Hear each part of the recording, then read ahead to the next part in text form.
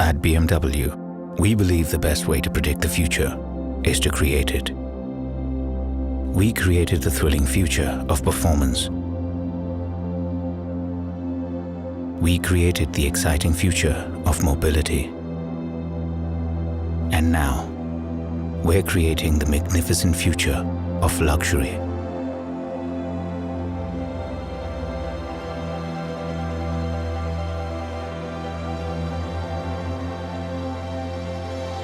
Come and see tomorrow today.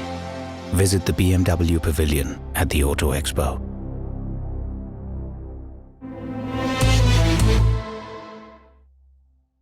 Hi Ranjit. Hi Jyotsna. Tell us a little bit about what was the thought process when you started curating this show and the pieces that you've chosen to put up. Right, my sense when I began to think about this mandate was to represent the practice of the gallery.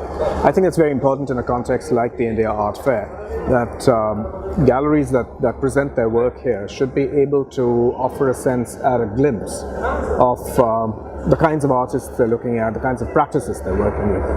So in this case, I felt I would like to present artists that the gallery, which is a young gallery as you know, has worked with for a while, as well as other artists who've had some kind of association with Artdistrict 13. Right. So this is at one level the concern that I bring to the space.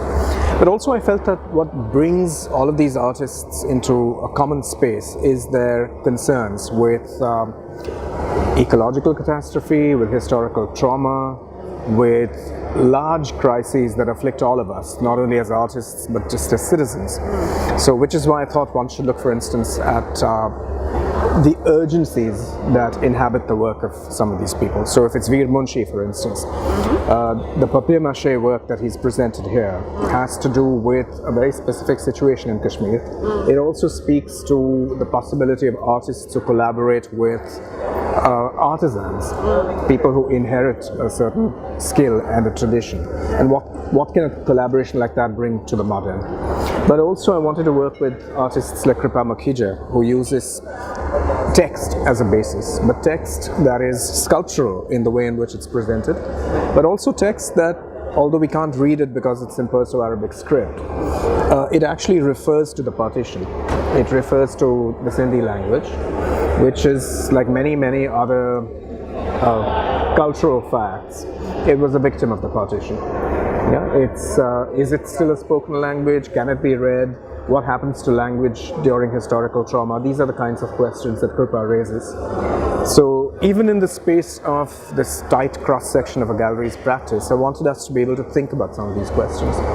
So also Gigi Scaria's works on paper, which refer to the question of dwelling, of being in a certain habitation.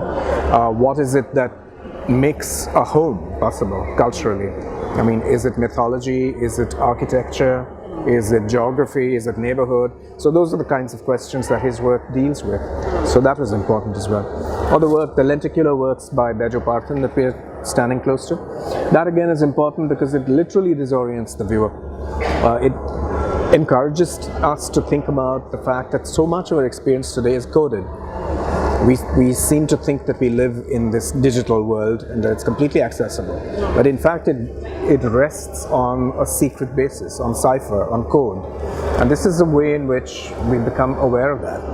I mean, it looks like pattern, it looks like symbols, and then we begin to ask ourselves questions.